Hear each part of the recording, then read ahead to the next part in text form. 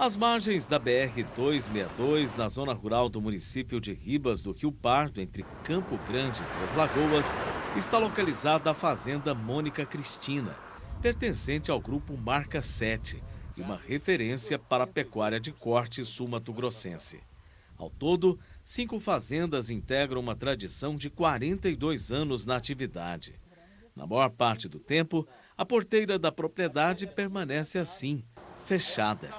Aos poucos, a rotina que foi abalada após mais de 1.100 animais morrerem por botulismo vai sendo retomada. A máquina realiza um serviço de manutenção. O confinamento está praticamente parado. O diretor da Iagro, Agência Estadual de Defesa Sanitária Animal e Vegetal, confirma que todos os laudos dos exames realizados pelo LADAN, Laboratório de Doenças Animais e Análises de Alimentos, revelaram que teria causado a contaminação do milho utilizado na silagem, que resultou na grande mortandade dos animais. Foi criada uma condição devido a rompimento do invólucro desse silo, ou seja, rompimento da lona. Ali a gente detectou vários pontos de ruptura. Isso pode ter contaminado esse material, pode ter entrado mais umidade. A gente encontrou mofo nesse produto.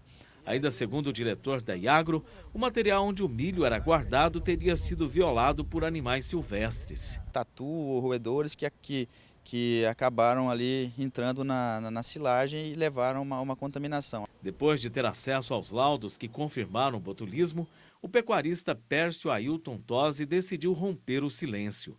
Ele estima ter sofrido um prejuízo de quase 3 milhões de reais com a morte dos animais. Em todos esses anos de atividade, ele afirma que nunca passou por uma situação semelhante. Eu lembrei minha filha no primeiro momento que eu nasci numa família pobre e eu não tinha nem um boi. E nós éramos muito felizes. Então a gente vai resolver. O que importa é a família, o que importa, tudo isso tem solução. As mortes em massa são consideradas por Pércio Ailton Tosi como acidentais. O milho que estava sendo oferecido aos animais, segundo o pecuarista, é esmagado e após a reidratação é embutido em silos bolsas. Depois desse processo, o cereal melhora a digestibilidade dos bovinos com melhor aproveitamento no rumen. Ele confirma que a bactéria surgiu em um depósito de milho reidratado, apesar do rigoroso controle sanitário da propriedade. A qualidade da alimentação é acompanhada por veterinários e por nutricionistas. Nós produzimos não só animais liberados para venda na lista Traces, como muita coisa da cota Hilton pela precocidade dos animais. A cota Hilton são animais zero dente. E isso faz do Mato Grosso do Sul, esses animais precoces que nós fazemos aqui, nós também ajudamos a fazer da carne do Mato Grosso do Sul a melhor carne do Brasil. Na Fazenda Mônica Cristina são produzidos animais para finalização em confinamento pro abate. 80% deles são novilhos precoces.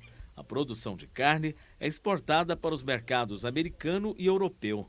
Apesar do enorme prejuízo causado pelo botulismo, o pecuarista está disposto a trabalhar pela recuperação. A decisão é encher o confinamento, é buscar dinheiro, buscar parceiro e encher o confinamento. Técnica e competência nós temos de sobra.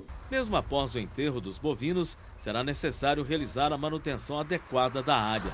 Em casos como o da Fazenda Mônica Cristina, a orientação é para que os animais sejam enterrados em valas, de acordo com a avaliação do IMASU, Instituto de Meio Ambiente de Mato Grosso do Sul, longe de mananciais e de rios, e com a preocupação de se evitar a contaminação de lençóis freáticos. Um volume grande de animais foi enterrado ali, embora em uma profundidade adequada, existe risco de rachaduras, então pela formação de gases, pela decomposição dessas carcaças, e pode haver vazamento de material. Então o ideal é que diariamente seja feita a manutenção desse local.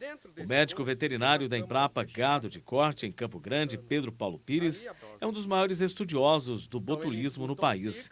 O pesquisador afirma que a doença é mundialmente conhecida e pode atingir o homem e os animais. No caso dos bovinos, a incidência pode ocorrer não só em confinamento, mas também no gado criado a pasto. Vamos trocar a palavra por envenenamento. O animal vai ingerir uma toxina, um veneno, e daí a consequência dessa toxina no organismo pode causar até a morte. Os animais mantidos no pasto podem ser contaminados pela bactéria que causa o botulismo devido à suplementação mineral inadequada, o que irá acarretar em um desequilíbrio nutricional do fósforo. Com isso, os animais passam a ter um apetite fora do comum e com graves consequências. E o animal bovino, nesse caso, sente vontade de roer ossos. E se ele encontra um osso no campo, que está fechado ainda, então dentro desse osso tem uma câmara fechada, que é onde fica o tutano, a medula óssea ali. E naquele local houve a proliferação da bactéria e ela produziu a toxina que está conservada ali. Quando o animal quebra aquele osso e fica lambendo, e chupando, e comendo, e roendo, ele pode ingerir a toxina. Para evitar o risco de contaminação em animais criados a pasto, o pesquisador recomenda que seja feita a correta limpeza de pastagens para a retirada de qualquer matéria orgânica em decomposição. É necessário também fazer a suplementação adequada para que os bovinos não tenham um apetite fora do normal e ainda é preciso vacinar o rebanho em áreas onde haja incidência do surto de botulismo.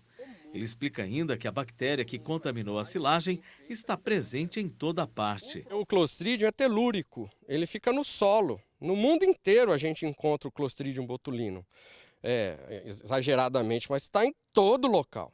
Por isso, a recomendação é de que o silo esteja bem fechado e protegido. Ele tem que ser bem preparado, ele tem que ser bem compactado, tem que tirar o oxigênio sim, e vai ocorrer a fermentação daquele conteúdo que vai ficar conservado cheiroso, cheiro de ração, cheiro de silagem. Pedro Paulo Pires afirma ainda que quando a silagem é bem feita, não há risco de proliferação da bactéria causadora do botulismo e pode ser oferecida aos animais.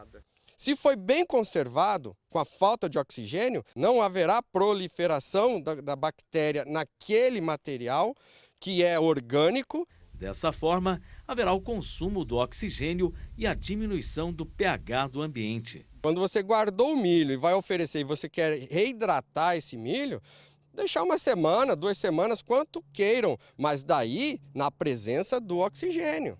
Ah, mas eu quero fazer fechado, eu quero que fermente. Deixa fermentar, mas cuidado para não apodrecer, cuidado para não entrar em decomposição. Além do caso de botulismo na fazenda Mônica Cristina, no município de Ribas do Rio Pardo, a Iagro, Agência Estadual de Defesa Sanitária Animal e Vegetal, confirmou a incidência de raiva em bovinos em Amambai, Aral Moreira e Coronel Sapucaia. Neste ano, pelo menos 30 animais morreram por causa da doença. O presidente da Acrisul, Associação dos Criadores de Mato Grosso do Sul, Jonathan Barbosa, avalia que os recentes casos de botulismo e de raiva bovina são isolados. Os surtos, segundo ele, não devem atrapalhar a cadeia produtiva local. São casos isolados. No mesmo curral que morreram 1.100 e poucos animais, restaram quase 600 vivos. Vizinhos, tudo não tiveram problema.